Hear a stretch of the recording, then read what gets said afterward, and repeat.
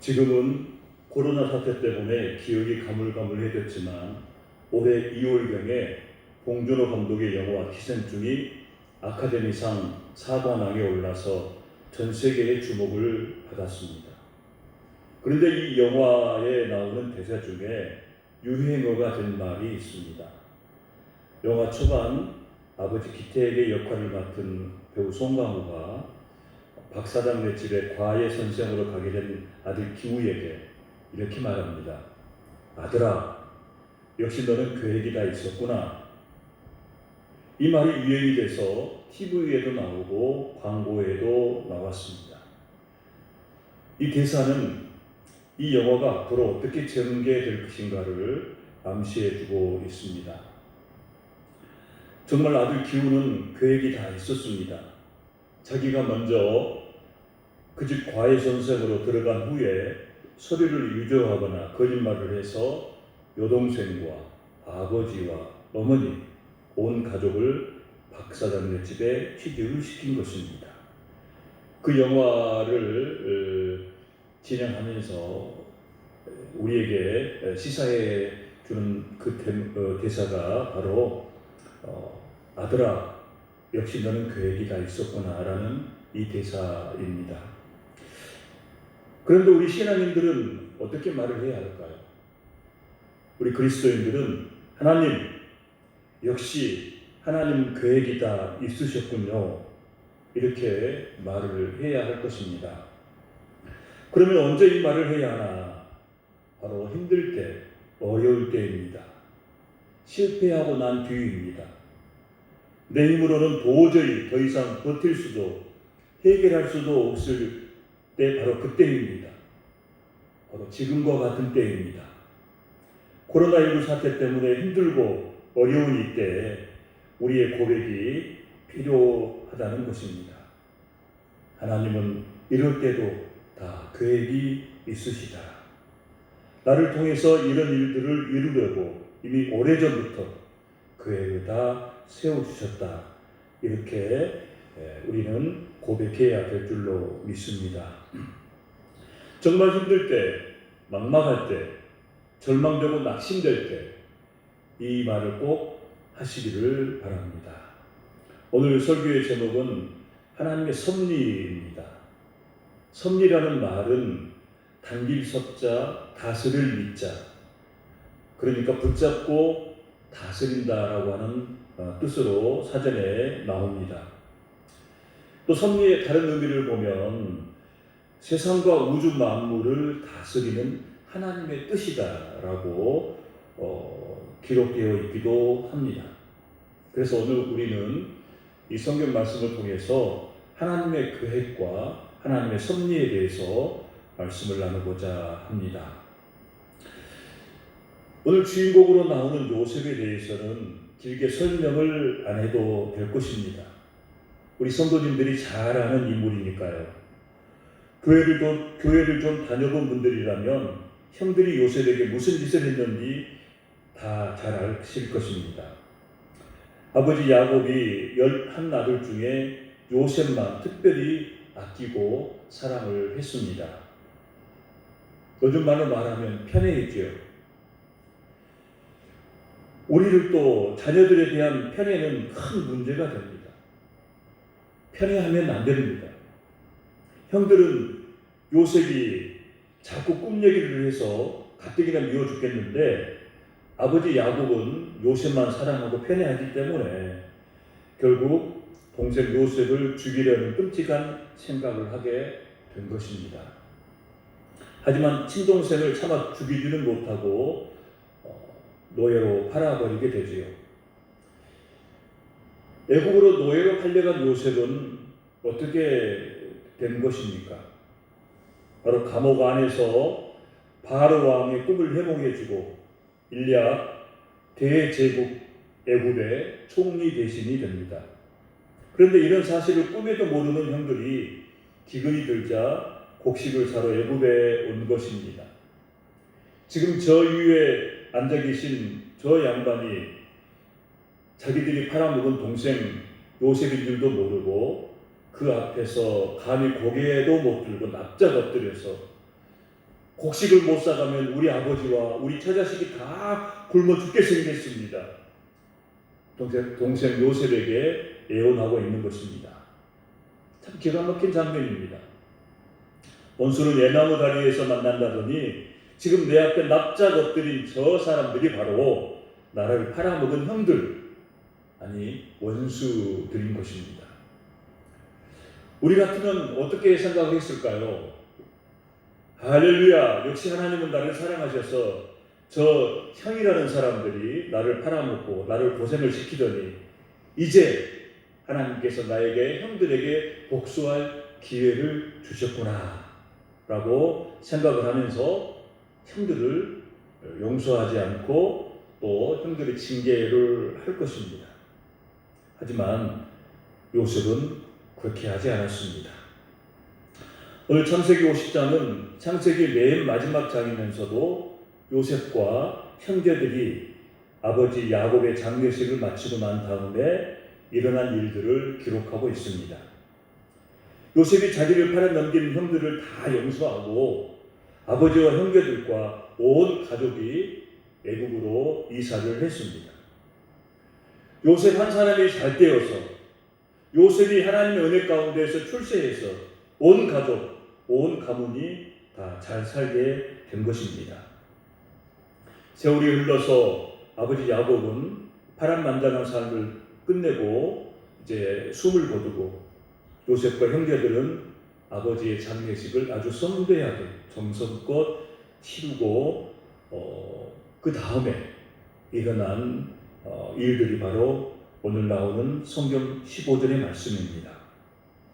15절 말씀을 보면 요셉의 형제들이 그들의 아버지가 죽었음을 보고 말하되 요셉이 혹시 우리를 미워하여 우리가 그에게 행한 모든 악을 다 갚지나 아니할까 하고.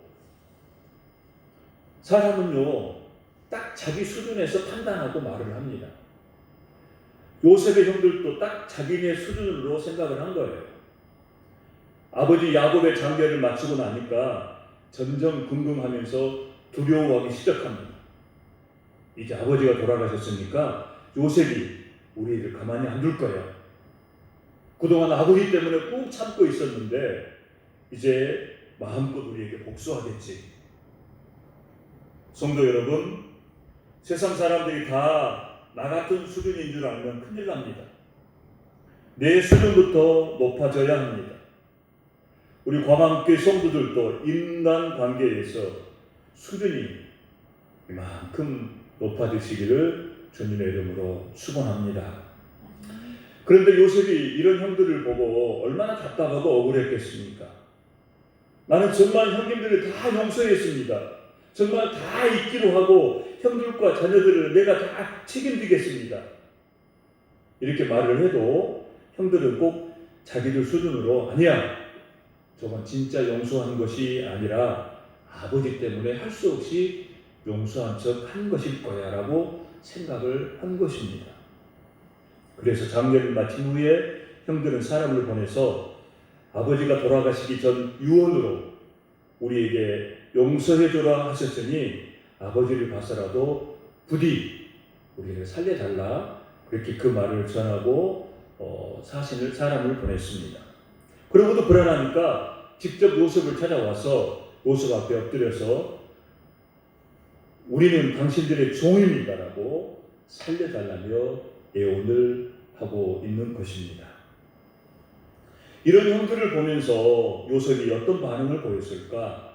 17절의 말씀입니다. 요셉이 그들이 그에게 하는 말을 들을 때에 울었더라. 요셉이 울었습니다. 아마 답답하고 억울하고 속상해서 운 것 같습니다. 왜 자기는 이미 형들을 용서했는데 용서한 척이 아니라 자기를 팔아먹고 자기를 고생시킨 형들을 다 이미 용서를 했는데도 아버지가 돌아가셨다고 찾아와서 살려달라고 애원하는 그 형들의 모습을 보면서 얼마나 속상하고 얼마나 답답했겠습니까?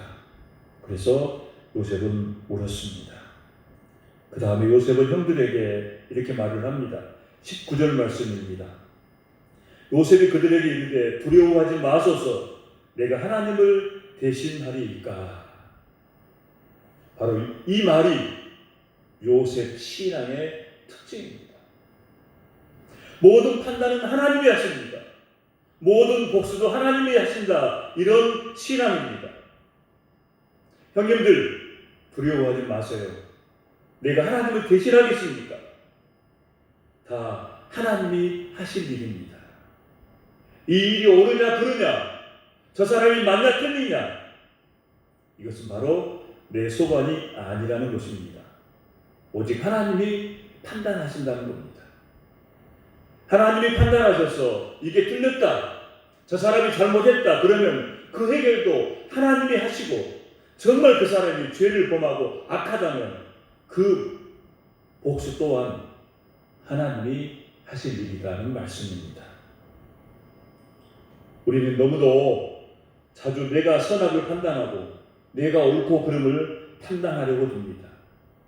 해결도 내가 하고 복수도 내가 하려고 합니다. 이런 일들은 하나님의 소관이 아니라 내 소관이라고 생각하고 내가 다 판단하고 내가 다 해결하고 내가 다 갚으려고 들면 우리 인생은 참 힘들어집니다. 그게 다 내 뜻대로 되지 않으니까요. 우리는 모든 것을 하나님의 뜻과 계획에 맡기고 나는 그저 하나님의 뜻을 묻고 하나님의 뜻을 따르기로 마음만 먹으면 하나님께서 다 해결해 주실 줄로 믿습니다. 하나님이 다 갚아주십니다.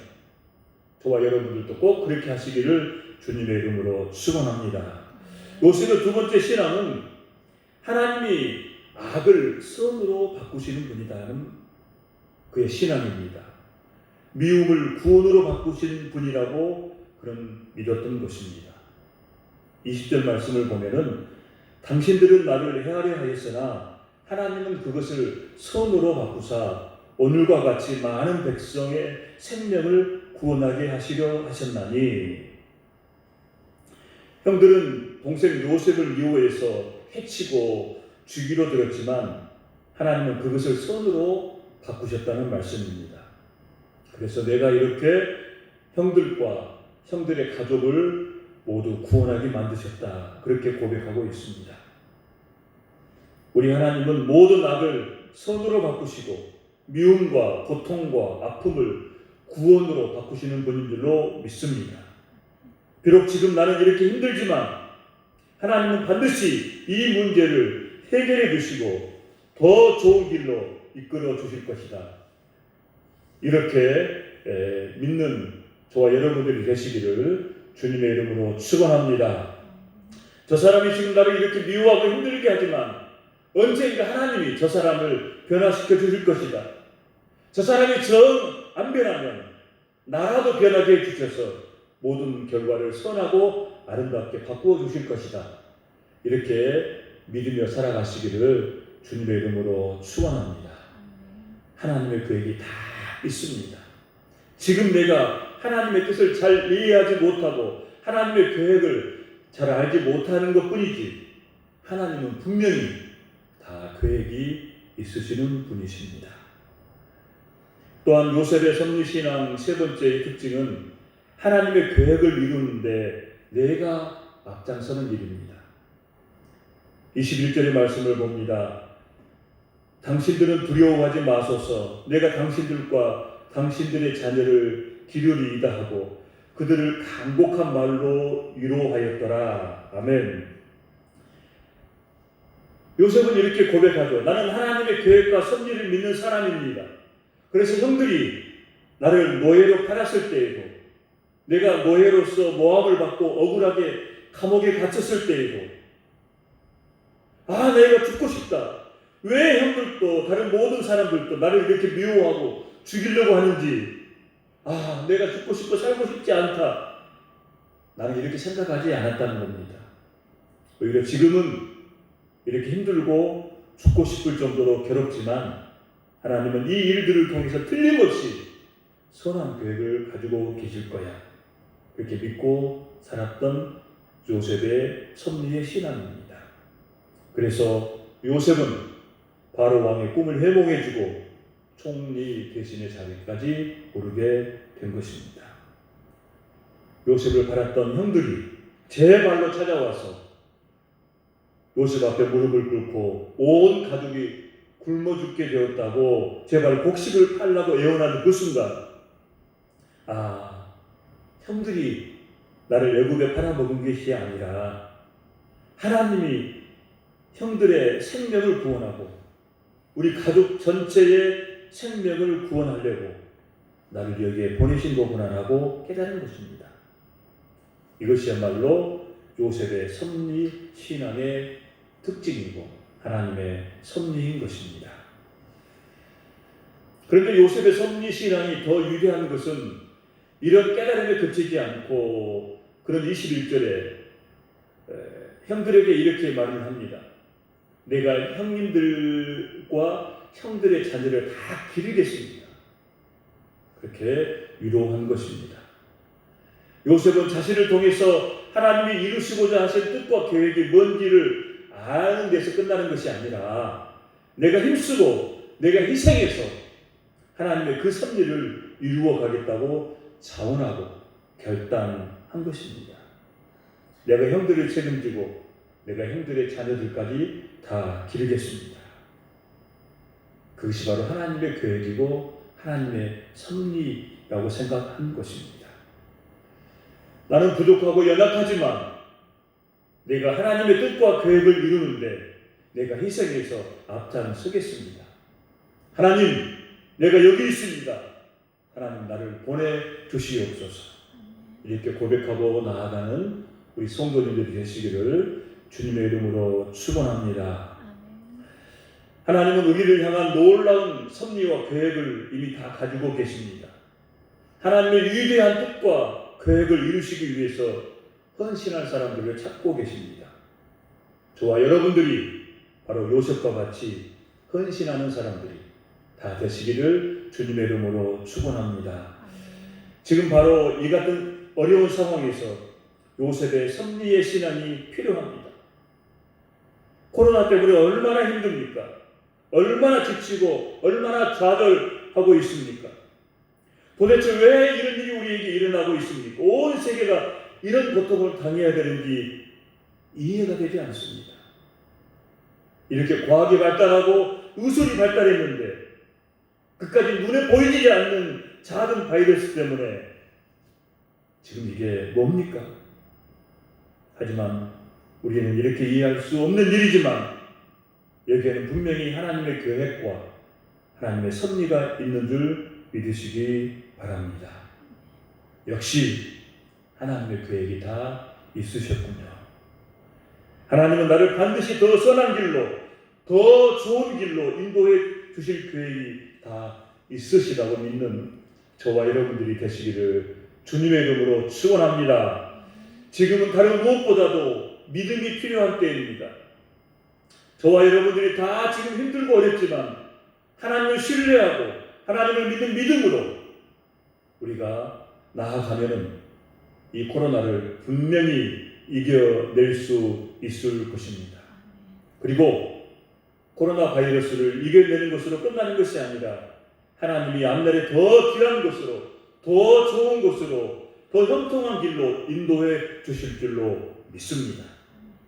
더 좋은 것, 더 귀한 일, 우리 광암교회가 앞장서고 우리 광암교회 성도님들이 앞장서서 정말 하나님의 귀하고 온전하시고 선하신 뜻을 이루어가는, 하나님의 섭리를 이루어가는 저와 여러분들이 되시기를 주님의 이름으로 축원합니다. 힘들고 어려운 때에 함께 기도하겠습니다. 우리 함께 기도함으로 이 어려운 코로나19 사태를 이겨나갈 수 있도록 우리 모두 마음을 다해서 기도하는 한 주간이 되시기를 주님의 이름으로 축원합니다. 기도하겠습니다. 거룩하신 아버지 하나님, 감사합니다. 비록 코로나19 때문에 우리가 교회에서 예배를 드리지 못하지만 또 이렇게 영상으로 또 비대면으로 말씀을 듣고 가정에서 예배 드릴 수 있도록 인도해 주심을 감사를 드립니다. 아버지 하나님, 우리도 이제 하나님을 신뢰하고 하나님을 믿는 요셉의 섭리의 신앙을 따라가게 하여 주옵소서. 하나님께서 이렇게 계획이 있으셨구나.